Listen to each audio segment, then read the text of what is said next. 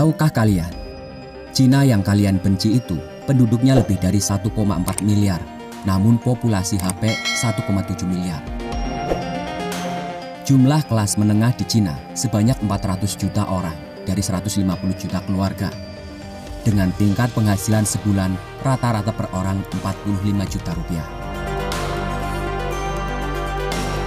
Kelas menengah Cina itu terbesar di dunia, mengalahkan semua penduduk Amerika, mengalahkan semua penduduk ASEAN. Jadi jangan baper rakyat Cina mau pindah ke Indonesia. Mereka lebih makmur dari kita. Tahukah kalian, Cina yang kalian benci itu punya anggota sosial media terbesar di dunia, yaitu 770 juta user.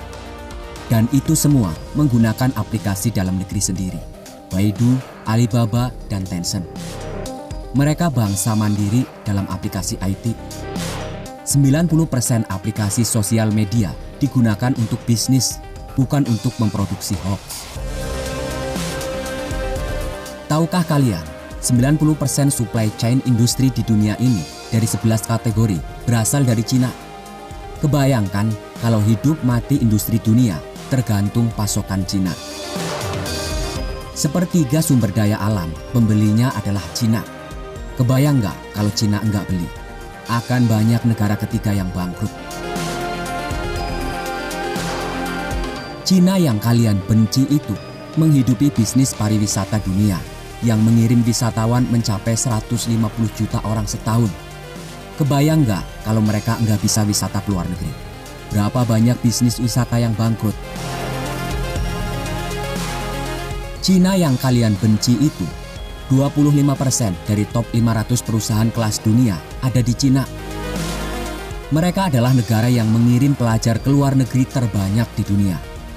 Mereka adalah negara yang membelanjakan biaya riset lebih besar dari APBN kita, yaitu 293 billion dolar setahun. Mereka adalah negara terbesar kedua di dunia yang membangun atas dasar iptek. Cina yang kalian benci itu adalah negara dengan tingkat hutang terbesar di dunia. Namun berhutang kepada rakyat sendiri yang menerapkan skema pinjaman bagi hasil. Tingkat hutang berbasis suku atau syariah mencapai 260% dari PDB-nya. Hanya 40% PDB hutang berbasis bunga. Namun Cina adalah 3 negara kreditur terbesar yang membiayai APBN Amerika yang boros, memberikan bantuan ekonomi ke semua negara Islam di dunia, termasuk Arab.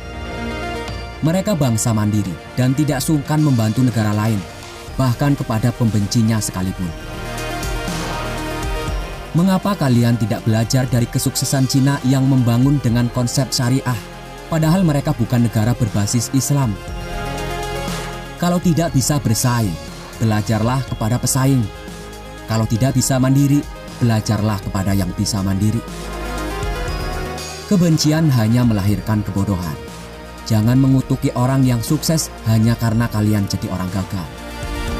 Tirulah para sufi yang tidak segan belajar, bahkan kepada anjing sekalipun.